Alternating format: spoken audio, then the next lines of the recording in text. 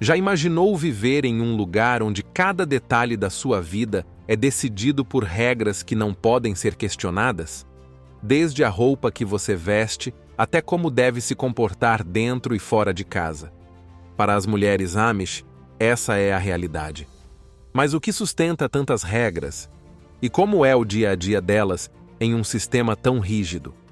Hoje, o Belo Mundo vai te mostrar como essas mulheres vivem, os desafios que enfrentam e o que acontece quando um simples erro pode trazer consequências graves. Você já ouviu falar dos Amish, certo? Aquele grupo religioso que parece viver em outro tempo. Sem carros, sem eletricidade, sem celulares. É difícil imaginar como isso funciona nos dias de hoje, não é mesmo? Essas comunidades surgiram na Europa, no século XVII, como parte de um movimento religioso que queria se afastar de tudo que consideravam excessivo ou mundano. No século XVIII, muitos migraram para os Estados Unidos, onde seguem firmes até hoje, vivendo praticamente intocados pela modernidade. Se você já assistiu ao nosso vídeo sobre as 18 curiosidades dos Amish, deve se lembrar que falamos sobre a história e as tradições deles. Mas, se não viu, vale a pena conferir depois deste vídeo. Hoje, o assunto é outro. Vamos entender como é a vida das mulheres Amish, quais são as regras que elas seguem e o que acontece quando essas normas não são cumpridas. E para começar, nada melhor do que falar sobre uma das regras mais visíveis, o vestuário. Número 1. Roupas. E quando falamos em regras, não é exagero. Absolutamente tudo sobre o vestuário é controlado. Não há espaço para escolhas pessoais ou gosto próprio. As cores. Esqueça tons vibrantes ou estampas. Só preto, azul marinho, marrom ou no máximo um verde escuro. Tecidos sintéticos como poliéster ou nylon. Proibidos. O único permitido é o natural. Algodão, lã e linho. Até o comprimento das saias é decidido por regras, sempre longas, cobrindo os tornozelos e acompanhadas de mangas que não deixam os braços à mostra. Sobre o vestido, as mulheres usam aventais pretos ou brancos, dependendo da ocasião ou da idade. Já os sapatos, simples ao extremo, sem saltos ou qualquer tipo de design moderno. Nem pense em algo que saia do básico. Funcionalidade é a única prioridade. O mais impressionante? Nada pode ser decorativo, nenhum enfeite, babado ou qualquer detalhe que chame atenção. Tudo é pensado para evitar qualquer traço de individualidade ou vaidade.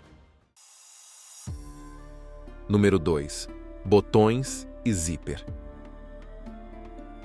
Quando falamos dos enfeites nas roupas, não estamos falando de acessórios chamativos como lenços, óculos escuros ou broches. Aqui, até os botões e zíperes são deixados de lado.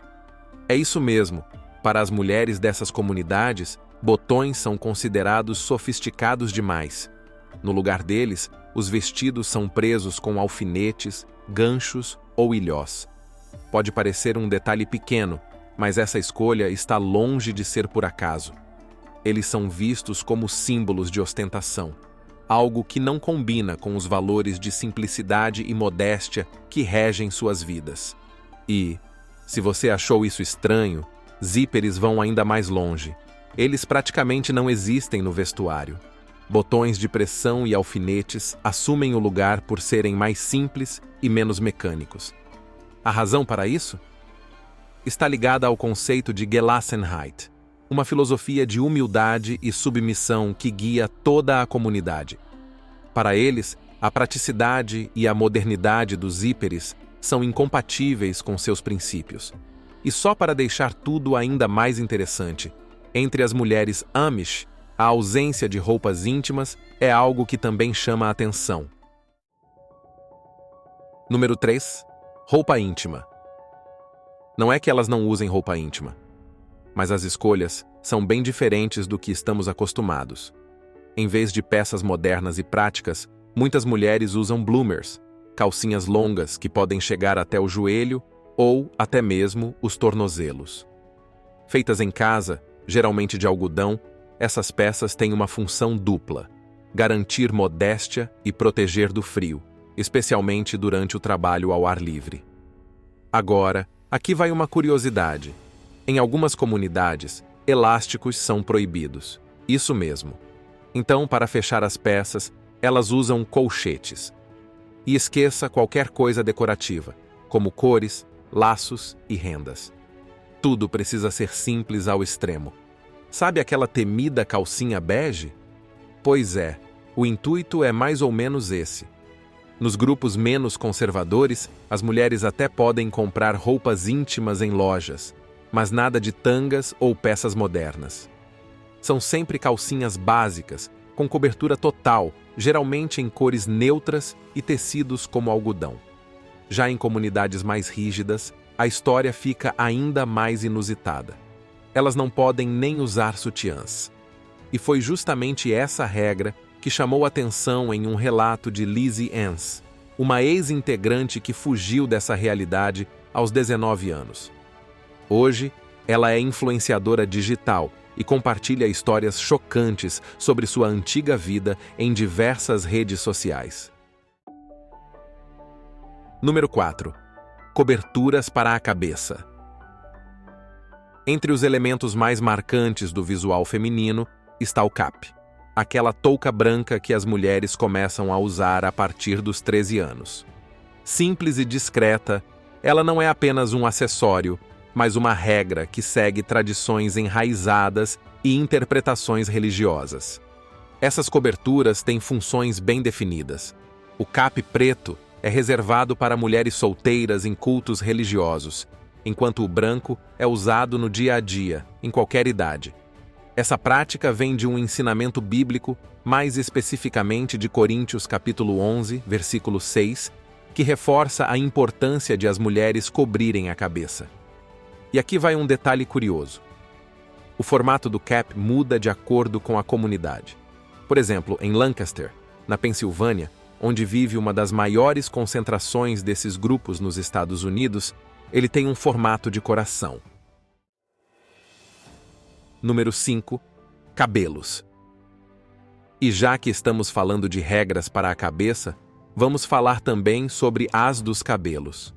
Para as mulheres dessas comunidades, cortar o cabelo está fora de questão. De acordo com a tradição bíblica, os fios longos são considerados a glória da mulher e devem ser preservados como um presente de Deus. Cortá-los seria um ato de desafio às normas e, por isso, é estritamente proibido. Mas não pense que elas podem deixar os cabelos soltos. Mesmo longos, os fios precisam estar sempre presos em coques ou tranças e, ao saírem de casa, obrigatoriamente cobertos. Só que, ao que tudo indica, não é só o cabelo que fica intocado. Lembra de Lizzie Ans, a integrante dessas comunidades que mencionamos antes? Pois bem, em um de seus vídeos, ela revelou outras restrições impressionantes. Segundo ela, as mulheres da sua comunidade não podiam depilar as axilas ou as pernas, nem mesmo usar desodorante. Isso, segundo as regras, seria considerado vaidoso e, portanto, uma violação do que era esperado delas. Número 6. Educação limitada e submissão.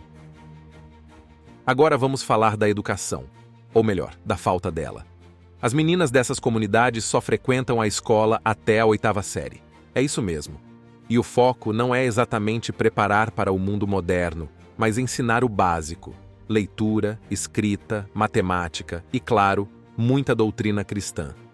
Depois disso, elas já começam a treinar para o que será o futuro delas: cuidar da casa, criar os filhos e servir a comunidade.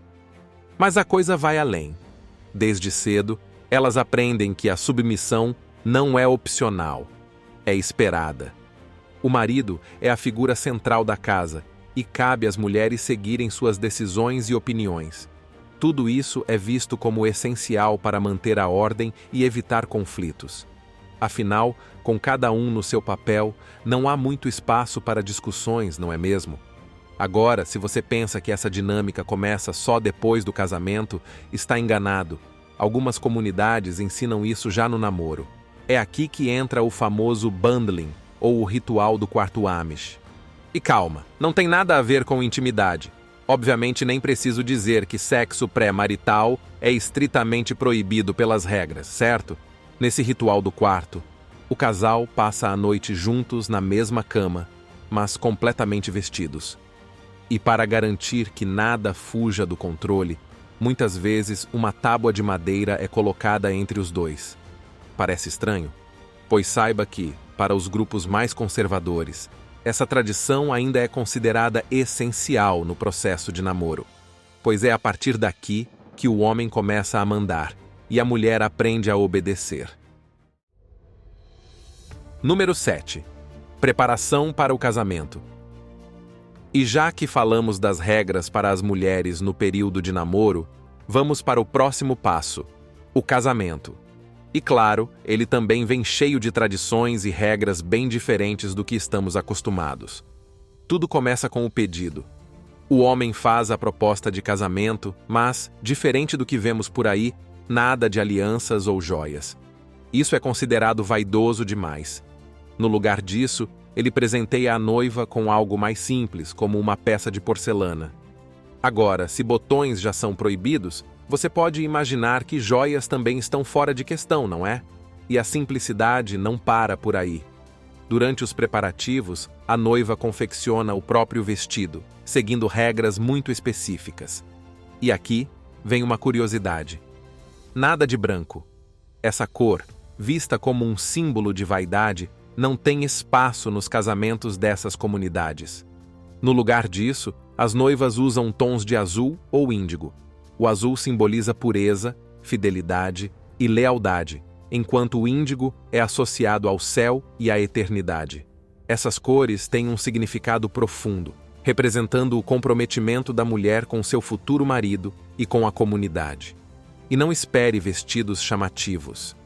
Eles seguem o padrão, simples, sem ornamentos e feitos de tecidos que serão reaproveitados. Inclusive, em muitos casos, o mesmo vestido usado no casamento vira a roupa de culto da noiva e, futuramente, até sua mortalha quando ela falecer. Ah, e tem mais um detalhe curioso. Antes do casamento, a noiva precisa preparar uma refeição para o noivo.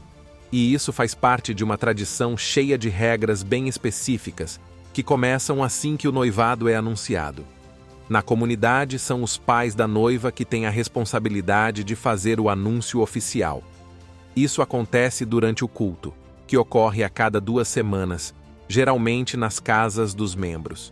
Nesse dia, eles não apenas comunicam o noivado, mas também anunciam a data e o horário do casamento, convidando toda a comunidade para a cerimônia.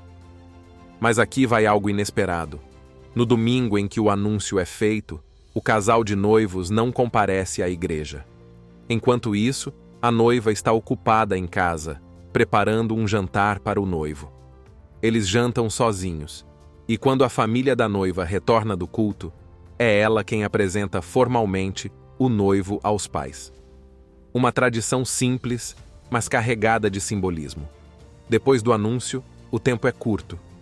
A noiva ajuda a mãe a organizar o casamento e a festa, que acontecerá na casa dos pais dela. É tudo muito prático e rápido. Afinal, simplicidade é uma das marcas dessas comunidades. E pode esquecer qualquer ideia de folga depois do grande dia. A primeira noite de casados é passada na casa da noiva. E no dia seguinte, ela já precisa acordar cedo para limpar tudo. Nem pensar em descanso. E a lua de mel? Bem, não espere viagens exóticas ou férias prolongadas. O casal passa os meses de inverno visitando os novos parentes, especialmente nos finais de semana. Durante essas visitas, eles recebem a maior parte dos presentes de casamento. Itens úteis como louças, panelas, alimentos enlatados, ferramentas e utensílios domésticos. Até que possam montar sua própria casa, o casal continua morando com os pais da noiva, geralmente até a primavera seguinte. É quando finalmente começam a vida no seu próprio lar. Número 8. A vida no lar. O lar é o centro do universo para as mulheres dessas comunidades, e as responsabilidades que elas assumem vão muito além do que imaginamos. Elas não apenas cozinham, limpam e costuram, tarefas já desafiadoras em si, mas também gerenciam estoques de alimentos, preparam conservas e cuidam dos animais. E quando necessário, ainda trabalham no campo ao lado dos maridos e filhos, plantando e colhendo. Por outro lado, trabalhar fora de casa não é algo comum para elas. Em alguns casos, podem exercer funções específicas, como parteira ou professora, mas apenas se isso for permitido pelos homens da família, sejam pais ou maridos. Essa permissão nem sempre é garantida, já que o trabalho fora é visto como algo que pode distrair as mulheres de suas obrigações domésticas. Uma curiosidade é que os alimentos preparados por elas, como pães caseiros, conservas e tortas, são altamente valorizados até mesmo fora da comunidade. Em algumas regiões, elas se envolvem em pequenos negócios, vendendo seus produtos artesanais para turistas e mercados locais. Apesar de parecerem isoladas, essas mulheres têm uma influência econômica significativa. Seus esforços são essenciais para o sustento da família, mesmo que raramente sejam reconhecidas formalmente por isso. Número 9. Restrições e regras. Ser uma mulher nessas comunidades significa viver sob um conjunto de restrições que soa impensável para o resto do mundo. Nada de dirigir carros, usar tecnologia ou sequer participar de decisões importantes da comunidade. Tudo é controlado, e os limites são bem claros. Dentro de casa, elas até podem opinar, mas quem dá a palavra final é o marido. Ele é visto como o líder espiritual e prático da família, e a submissão não é negociável. É uma regra que permeia todas as interações. E os desafios não param por aí. O acesso à saúde moderna é outro ponto complicado. Embora algumas comunidades aceitem tratamentos básicos, muitas mulheres dão à luz em casa, com pouca ou nenhuma assistência médica. Doenças e complicações são tratadas com remédios caseiros, o que aumenta os riscos, especialmente durante a gravidez e o parto. E sobre ter filhos? Para elas, isso não é uma escolha. Métodos contraceptivos estão fora de questão. A interpretação do mandamento bíblico ser fecundos e multiplicai-vos é levada ao pé da letra. Isso significa que famílias com muitos filhos são a norma, e as mulheres enfrentam uma enorme pressão social e religiosa para cumprir esse papel. Desde o controle sobre o corpo até as decisões dentro de casa, essas regras moldam tudo. Para elas, viver fora dessas expectativas simplesmente não é uma opção. E agora surge a grande questão: e se as regras forem quebradas?